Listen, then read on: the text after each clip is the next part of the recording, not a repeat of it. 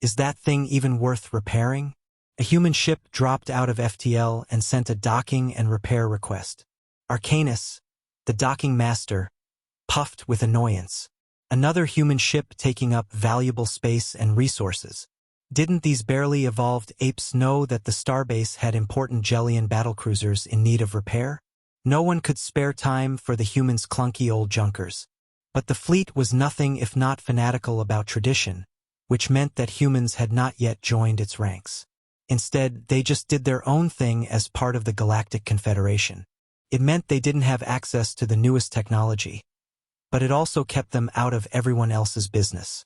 When the war started and the human government had volunteered their soldiers, the response had mostly been one of humor and exasperation. So the fleet assigned humanity basic tasks and out-of-the-way duties.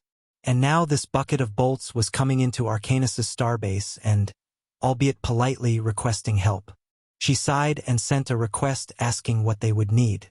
A short moment later, her communicator pinged, and the list arrived. As she scrolled down, her annoyance was replaced by equal parts shock and outrage. This ship was more holes than hull. There wasn't a single external panel that wasn't burned, shot away, or riddled with laser fire.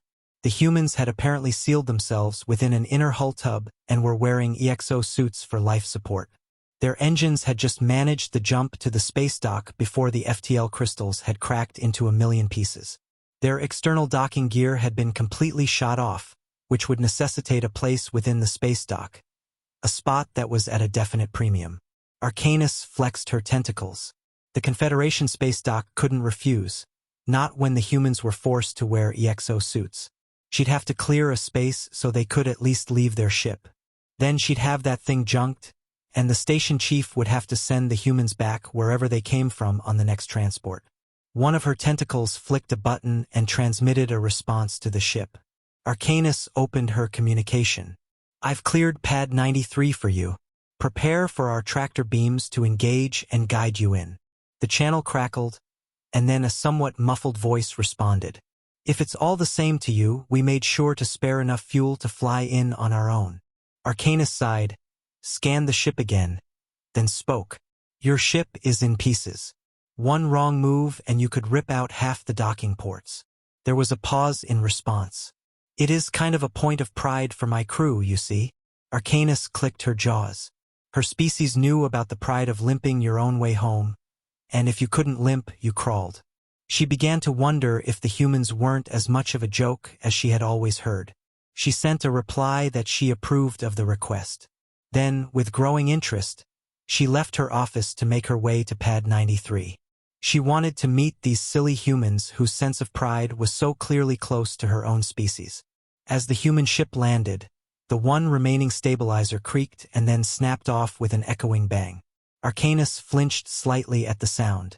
She only had to wait a few moments before the crew of 5 was able to exit. Having partly sheared the door off, they had at least been able to finally remove the helmets from their EXO suits. "What happened? Did an SR ship stumble onto you?" Arcanus asked. One of the shorter humans, the one with darker hair, laughed. "I guess you could say that. What you are requesting from our stores is a large amount of hardware, weapons, and work. That is a large request when we have battlecruisers in need of repairs and refit." The tall woman nodded understandingly. "If you could just get us back into flying shape, we could make our way back to a human sector and handle the rest of the repairs."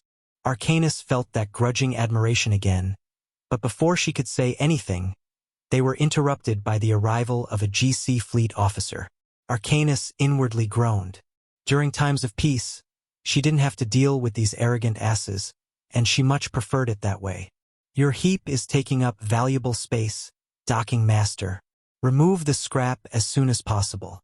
The Crans have a star dreadnought in need of immediate repair." Arcanus had seen the work order for the star dreadnought.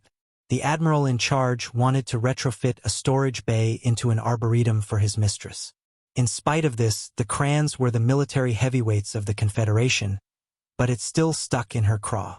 The easy smiles of the humans were all gone now. "What did you call my baby?"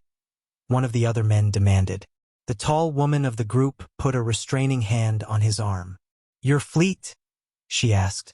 The fleet officer looked like he was being talked to by something particularly disgusting. Yes. She held out a data chip. Here's a copy of our combat report for fleet intelligence. The officer gingerly and grudgingly took it before turning around and marching off. The tall woman now looked wearily at Arcanus. Arcanus had been examining the hull of the ship. This hull must be at least 50 years old, she exclaimed.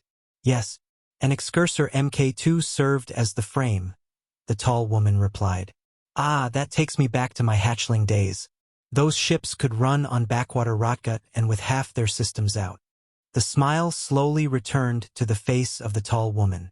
Yes, she certainly has proven her worth beyond measure. I wasn't sure we could have taken down those 3 SR cruisers and gotten away with our hides intact. Arcanus spluttered. Three cruisers? But what? How? Several of the humans now seemed to be almost laughing. They all slowly made their way over to the edge of the pad to sit down. Well, you know, these old Excursor series ships were built around a mass driver for pushing asteroids into new orbits. Arcanus nodded. It wasn't glorious work, which is why crews worked with these tubs back in the day. Well, we reworked the mass driver into an autocannon that accelerates projectiles to shortly before the speed of light. The tall woman threw out the information as if saying she had just walked down the corridor to purchase a snack. Then we put some weapon hardpoints onto the hull, whatever we had on hand, and you have a very tough and passable gunship. We call these things warthogs.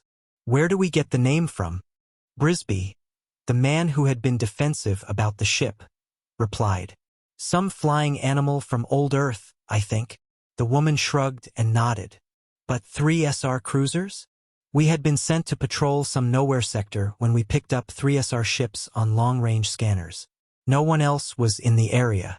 My people were itching for a bit of revenge after Polaris 3, so we went at it. Of course, waiting around in a half-destroyed ship until one's patrol relief comes wasn't much fun. Arcanus nodded. Polaris 3 had been a tragedy for humanity. It was one of their breadbasket planets and supposedly safe behind GC lines, and therefore had little in the way of military protection.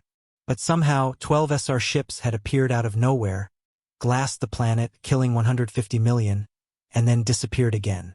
Wait a minute. You destroyed 3 cruisers, lost half your ship, and still waited around until you were relieved. Arcanus couldn't believe her hearing stalks. Well, we had a couple of autocannon rounds left. One of the other men joked. Arcanus pulled out her work tablet and tapped twice. The Warthog was now at the top of the repair list. The fleet would throw a fit, but if they watched the data chip, then maybe they'd change their minds. Arcanus certainly had.